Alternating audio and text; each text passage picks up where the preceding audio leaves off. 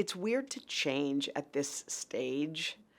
Like, we know what we know, and then suddenly to be like, what's my life gonna be like right now? Who am I minus NBC? Who am I when I am left to my own devices? My last shows were sort of, people were surprising me. Simone Biles came out, Maria came out, Kathy Lee came out, Jimmy Fallon came out. It's like I walked right down memory lane, like from the minute I walked into 30 Rock to the minute I walked out. It's like this beautiful parade of people were there. And you know what I remember about it all? It's just like, I remember my heart like breaking. You know, when you say goodbye to something you love, even though it's right. Like, there's nothing about me that doesn't think it wasn't right. But it's like, your heart's broken and on display. And I remembered thinking, this is what it feels like to have your heart broken in a way that I had never experienced like before. It was really sad. Haley was comforting Jenna, and Haley was sobbing. Haley goes, I'm worried about Jenna. I go, what about me? No, but I was just watching her. Jenna was holding and rocking her, and Haley was sitting there looking like she was protecting Jenna. And it was like, it was all the most, I mean, it was like, some things can be super sad and super beautiful, and that's kind of what that was. On the very first day, I mean, I'd normally wake up at 3:30, 3:15, whatever, and I woke up at 4 because I'd slept in, and then I went down here to my office, and I was just sitting there, and I was scribbling in my journal, and Haley scampered down the stairs and jumped on in my lap. And she looked at me and she goes, you really are here. You're here. I go, I'm here. And I thought to myself, I wasn't able to bear witness to my kids' daily lives. And I think it hit me on that morning. I was like, I don't know what morning routine's like.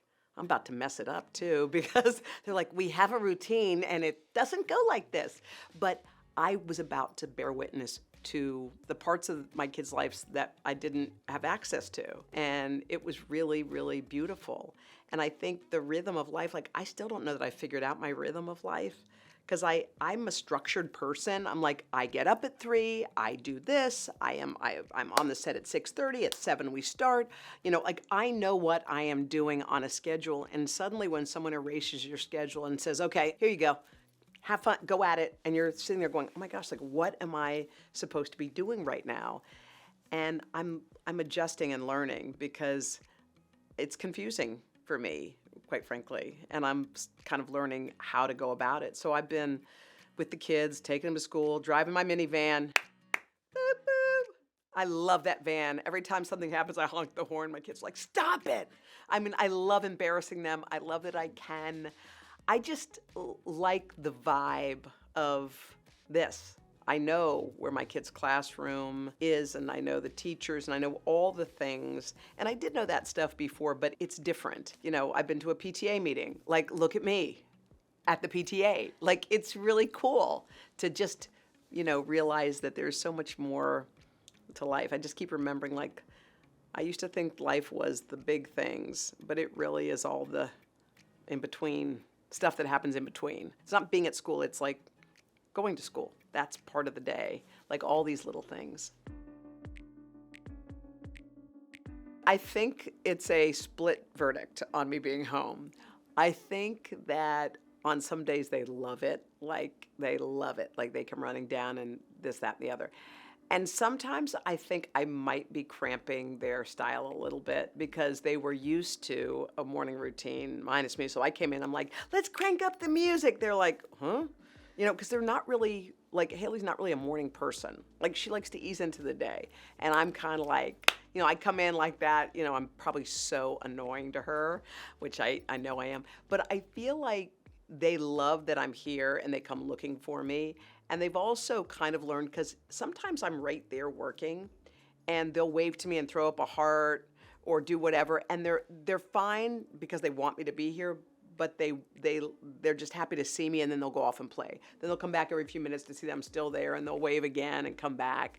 But I think it's a little split. I think that they're getting used to me being home. And I think, like anything, it's a little bit of an adjustment. But overall, I mean, they run in my room, they want to sleep in my bed. Now I don't have to wake up early. Can we sleep with you? So they're all kind of piling in. There are some mornings I'll wake up and they're both like nuzzled into me. And I am thinking to myself, like, oh my gosh, like, look at me. Like, I get to lay here with these two kids, like, all they want to do is be as close to me as they can get. It's kind of constant care for Hope. She is diabetic. She was diagnosed with type 1 diabetes a while ago when she got really sick. And so, it shows up on pictures. You can see she has a Dexcom and an Omnipod and things. And so we're monitoring her 24/7. And she is a happy, healthy, rambunctious, amazing kid. And we have to watch her. And I think, she's like, what a trooper for a kid who has to deal with all kinds of stuff. Some kids can have sweets and she can't. Some kids can have this and she can't. So, as I say about her, it's part of her, but not all of her. And I hope it shapes her, but never defines her. And I don't think it will. But, it's always eyes on her. And it's important, as I have eyes on her, to make sure that Haley feels seen and loved too. So it's a little bit of that. I still feel like I'm doing half the things right and half the things wrong. I still feel like I'm learning how to, be a calmer mother. I like when they call me calm mom, which is almost never. And I want to be that mom for them. So I feel like I'm still kind of a work in progress there. But sometimes you lose it, man. And it's like I try to hold it in, but sometimes it happens. You try, you're like, and I'm quick to say, look, Mom didn't mean to, be all loud. Mom's fine now. Let's get back. So I try to make sure that I catch myself whenever I do that.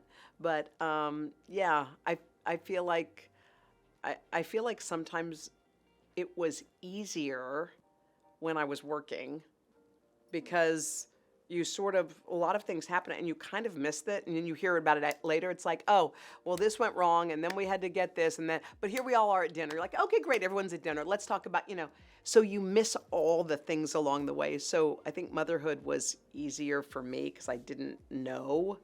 But now that I'm seeing everything, I think it's a little harder. I can't even get my kids to brush their teeth. I'm like, no, you didn't. They're like, yes, and no, breath. Your breath smells like yesterday. We need to do it again. But I try. I'm trying. I'm trying. I really am. They're into like all the stuff. They ride bikes. They just do all the things that kids do. But I feel like, especially for Hope like is climbing trees. Stuff that we couldn't really do. We did some in the city, but where are you going to do it? Central Park, and then you have to go all the way there pack the bags, and it's half the day. But to watch them like do basic things. I was walking with Hope, and she was picking up acorns and stuff, and I was like, come on, honey. I'm always, come on, like that, and I'm like, would you stop? And I was like watching her do all the things that we read books to try to do, which is live in the moment. Stop reading Eckhart Tolle and watch your kid who's actually doing it. Look at this acorn, Mom. There's nothing else in the world but the acorn, nothing else. So I'm watching as they are, doing their things. Have you been dating at all, or have you been thinking about that? I know that was something. You know what? I have not. And I'll tell you why. I think because we've had so many changes, partly it's like, we moved to the suburbs, which was totally like, wait, what? Which I've loved. My kids started in a new school. I, in January, started a new kind of beginning life. So I have not. I mean, I've been really kind of getting my sea legs. And I'm now of a different mindset. Like and I say when it happens, because I mean when, but when it happens, will be the time it's supposed to happen. And I've like so much in life is now like kind of presenting it that way. You try to force things or make things or, and all of a sudden it all unfolds. When things are supposed to end, they end. And when things are supposed to begin, they begin. And so I'm going to like be wide, but you have to be wide open because if you're not, it's not happening. So I think That chapter is yet to come, but I know it's coming, and I'm excited for that chapter. I'm going to launch my new venture, and I'm so excited. I just want to tell you, I'm bursting, and I can't wait to share it with you. It's all happening. We're actually launching a wellness kind of membership, and I am pumped. So this is what it does. First of all, in my 50s, I was like doing all the things I used to do, like running and eating broccoli, and I felt terrible. I was like, nothing's working. So Jenna's like, try this lady, this breathworks lady. I go, I don't do breathworks. I don't even know what it is. Breathing. I've been doing it, okay? 50 plus years. She goes, try it. So I get on a Zoom with this woman, okay? And I'm like, sort of like, okay. And so I'm talking to her, and she like talk for a little bit. She goes, okay, now I want you to lay on the ground. So I'm like, okay, lay on the ground. Start doing this breathing, and I go, okay, what is it? She goes, lower belly, high chest, and out. I go, she goes, keep going, keep going. So I kept going. I start getting cotton mouth. She goes, you're getting cotton mouth now. This is all on Zoom. I go, mm-hmm. She goes, keep going, keep going. And I start getting lightheaded. I'm like, oh God, I'm glad I'm on the ground. Like I'd probably fall. She goes, you getting lightheaded? I go, yeah. She goes, yeah, keep going. You're doing great. After 7 minutes, 8 minutes, I exploded in tears. I go, what just happened? She goes, oh, there it was. That's stress. It's out. Anyway, very calm. And so I woke up, I got up from the floor, and I had like clarity, like weird clarity and kind of energy. I go, what was that? Okay. So thing one happened. So I was like, that was crazy. Jenna goes, you cried, right? I knew it. I cry every time. So I was like, why? She goes, so that was one thing. And then I was having a coffee with Maria Shriver, and she had just come back from this retreat, and she said it was a life changer. I said, what was it? She goes, it's called the Hoffman Institute. I go, tell me.